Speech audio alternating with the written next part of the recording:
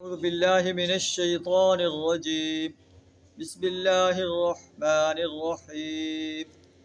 وما أوتيتم من شيء فمتاع الحياة الدنيا وزينتها وما عند الله خير وأبقى أفلا تعقلون.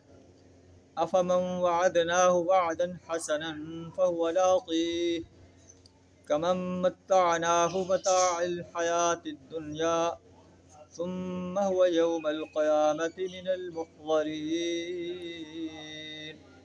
صدق اللہ العظیم.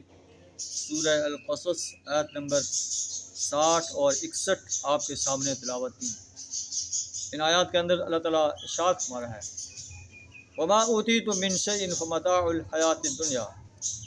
قریش مکہ چونکہ اس وقت مخاطب تھے اور قرآن چونکہ آفاقی کتاب ہے، پوری دنیا کے انسان ہمیشہ ہمیشہ کے لیے مخاطب ہے کہ جو تمہیں دیا گیا ہے مال و دولت، ٹھاٹ باٹ، کاریں، کوٹھیاں، محلات، زمینیں، کارخانے، فمتاع الحیات الدنیا، یہ دنیا کی زندگی کا سامان، وزینتها، اور اس کی زینت.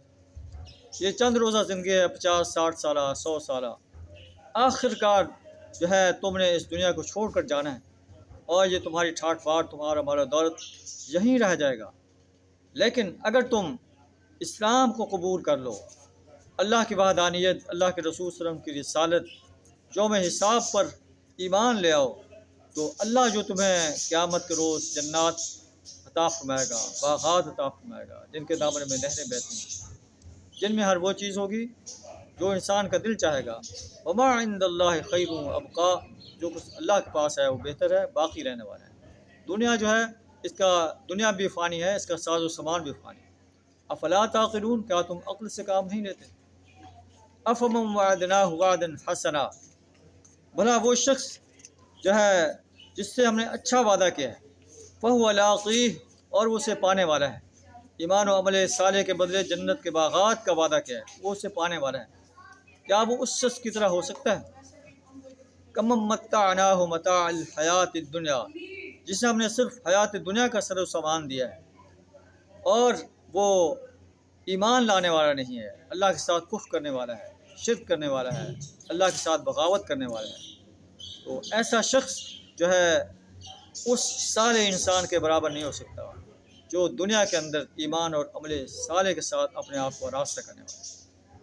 ثم هو یوم القیامت من المحضرین، پھر یہ سرکش انسان قیامت کے روز اللہ کے حضور سزا کے لیے پیش ہونے والے ہیں.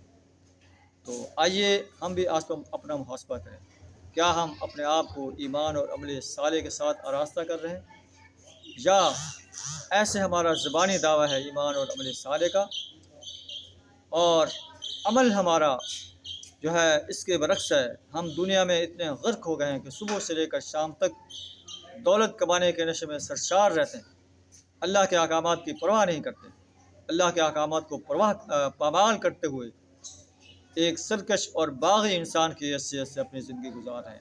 تو پھر ہمیں سوچنا چاہیے کہ ہمارا انجام کیا ہو. اللہ سے دعا کریں ہمیں ایمان، عمل صالح اور دین کی دعوت پیش کرنے اور اسلام جو نظام دیتا ہے اس نظام کو اس سرزمین پر قائم کرنے کے لیے اپنا مال، جان، وقت اور صلاحیت کھپا دینے کی توفیق عطا فرمائے. وآخر دعوانا ان الحمد للہ رب العالمین.